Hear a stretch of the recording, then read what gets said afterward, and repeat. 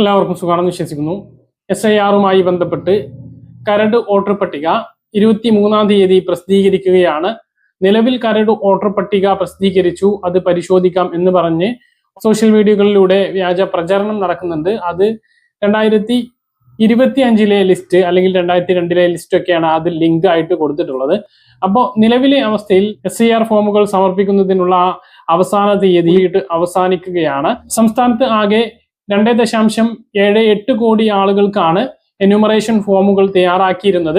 ഇതിൽ 20,000-ൽ താഴെ ആളുകൾ മാത്രമാണ് എന്യൂമറേഷൻ ഫോമുകൾ തിരിച്ച് ഏൽപ്പിക്കാനുള്ളത്. തിരിച്ചേൽപ്പിച്ച ഫോമുകളെല്ലാം BLOമാർ അപ്ലോഡ് ചെയ്തിട്ടുണ്ട്. 25.08 ലക്ഷത്തോളം വോട്ടർമാരെ കണ്ടെത്താനായിട്ടില്ല എന്നുള്ളതാണ്. ഇവരിൽ 8 ലക്ഷത്തോളം ആളുകൾ മരിച്ചവരായിട്ടും വോട്ടർ പട്ടികയിലെ ഇരട്ടിപ്പുമായി ബന്ധപ്പെട്ടും ഉൾപ്പെട്ടവരാണ്.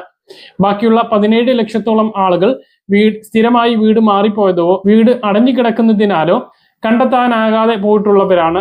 ഈ മാസം 23-നാണ് കരട് വോട്ടർ പട്ടിക പ്രസിദ്ധീകരിക്കുന്നത്.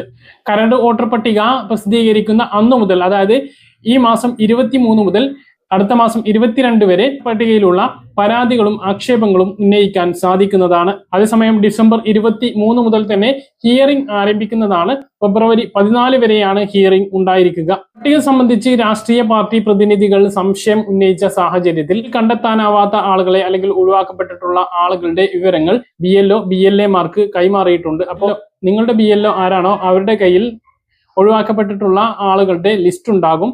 PDF ഫയൽ അവരുടെ ഉണ്ടാവും. അതിൽ നിങ്ങൾ ഇല്ല എന്ന് ഉറപ്പുവരുത്തുക. കരട് വോട്ടർ പട്ടിക വന്നതിന് ശേഷം കണ്ടെത്താനാവാത്തവരുടെ ലിസ്റ്റിൽ ഉൾപ്പെട്ടവർക്ക് ഫോം 7 പ്രകാരം അപേക്ഷ സമർപ്പിക്കേണ്ടതാണ്. അതേസമയം അന്തിമ വോട്ടർ പട്ടിക പ്രസിദ്ധീകരിച്ചതിന് ശേഷം, അതായത് ഫെബ്രുവരി 23-ന് ശേഷമാണ് അപേക്ഷ സമർപ്പിക്കുന്നത് എങ്കിൽ ഫോം 6 പ്രകാരമാണ് അപേക്ഷ സമർപ്പിക്കേണ്ടി വരിക. പ്രവാസി വോട്ടർമാരാണെങ്കിൽ ഫോം 6A പ്രകാരമായിരിക്കും അപേക്ഷ സമർപ്പിക്കേണ്ടി വരിക. ഇനി ശ്രദ്ധിക്കേണ്ട കാര്യം, നമുക്ക് വരുന്ന കരട് വോട്ടർ പട്ടികയിൽ നമ്മുടെ പേരില്ല എങ്കിൽ നമ്മുടെ ഇലക്ട്രൽ രജിസ്റ്റർ ഓഫീസർ മുമ്പാകെ നമുക്ക് ആക്ഷേപം ഉന്നയിക്കാൻ സാധിക്കുന്നതാണ്. ആക്ഷേപങ്ങൾ എങ്ങനെ ഉന്നയിക്കണം എന്നുള്ളതുമായി ബന്ധപ്പെട്ട് ഇപ്പോൾ ഒരു നോട്ടിഫിക്കേഷൻ ഒന്നും വന്നിട്ടില്ല. അത് അതിൻ്റെതായിട്ടുള്ള സമയത്ത് വരും. അപ്പോൾ കൃത്യമായിട്ട് നിങ്ങളെ അറിയിക്കുന്നതാണ്. അതായത് 2002-ലെ വോട്ടർ പട്ടികയിൽ സ്വന്തം പേരോ ബന്ധുക്കളുടെ പേരോ ഇല്ലാത്തവരെയാണ് ഇങ്ങനെ ഒഴിവാക്കപ്പെട്ടിട്ടുണ്ടാകുക. അപ്പൊ അങ്ങനെയുള്ള ആളുകൾക്ക് നമുക്ക് വന്നിട്ടുള്ള കരട് വോട്ടർ പട്ടികയിൽ നമ്മുടെ പേരില്ല എങ്കിൽ ആക്ഷേപം ഉന്നയിക്കാം.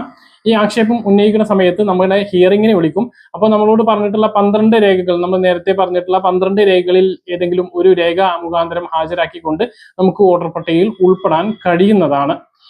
അപ്പൊ അന്തിമ വോട്ടർ പട്ടിക ഫെബ്രുവരി 21-നാണ് പ്രസിദ്ധീകരിക്കുക. നേരത്തെ 23-ന് എന്ന് പറഞ്ഞിരുന്നു. അപ്പൊ 21-ന് പ്രസിദ്ധീകരിക്കും. അതിനുശേഷവും നമ്മൾ ഈ ആക്ഷേപം ഉന്നയിച്ചിട്ടും അവർ ഇത് സ്വീകരിച്ചിട്ടില്ല, നമ്മൾ തള്ളി പോവുകയാണ് ഉണ്ടായിട്ടുള്ളത് എങ്കിൽ നമ്മൾ ചെയ്യേണ്ടത്, അന്തിമ വോട്ടർ പട്ടിക വന്നതിന് ശേഷം 15 ദിവസത്തിനുള്ളിൽ ജില്ലാ ഇലക്ട്രൽ രജിസ്റ്റർ ഓഫീസർ മുമ്പാകെ അപ്പീൽ ബോധിപ്പിക്കാൻ സാധിക്കുന്നതാണ്.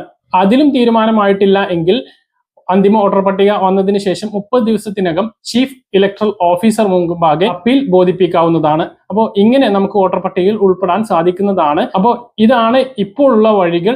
ഇനി ചീഫ് ഇലക്ട്രൽ ഓഫീസർക്കും അപ്പീൽ സമർപ്പിച്ചിട്ട് നമ്മൾ ഇതിൽ ഉൾപ്പെടാതെ പോവുകയാണ് എങ്കിൽ എന്താണ് ചെയ്യേണ്ടത് എന്നതുമായി ബന്ധപ്പെട്ട് ഒരു അറിയിപ്പും ഇതുവരെ ലഭിച്ചിട്ടില്ല. അതൊക്കെ കൃത്യമായിട്ട് പിന്നീട് ലഭിക്കുന്നതാണ്. അപ്പോൾ ഇതിനുള്ളിൽ തന്നെ നമുക്കതിൽ ഉൾപ്പെടാൻ കഴിയുന്നതാണ് എന്നുള്ളതാണ് ഏറ്റവും പ്രധാനപ്പെട്ട കാര്യം. ഇതൊക്കെ പറയുന്നത് ആർക്കാണെന്ന് വെച്ചാൽ, നിലവിൽ നമുക്ക് കരട് വോട്ടർ പട്ടിക പ്രസിദ്ധീകരിക്കുമ്പോൾ അതിൽ നമ്മുടെ പേരുണ്ട് എങ്കിൽ നമ്മൾ ഈ കാര്യങ്ങളൊന്നും ചെയ്യേണ്ടതില്ല. ഇനി അതല്ല, അന്തിമ വോട്ടർ പട്ടിക പ്രസിദ്ധീകരിക്കുമ്പോൾ നമ്മൾ അതിനുശേഷം പറഞ്ഞ കാര്യങ്ങളെല്ലാം ചെയ്ത് അന്തിമ വോട്ടർ പട്ടിക പ്രസിദ്ധീകരിക്കുമ്പോൾ അതിലും പേരുണ്ടെങ്കിൽ അതിനുശേഷം പറഞ്ഞ കാര്യങ്ങളൊന്നും ചെയ്യേണ്ടതില്ല.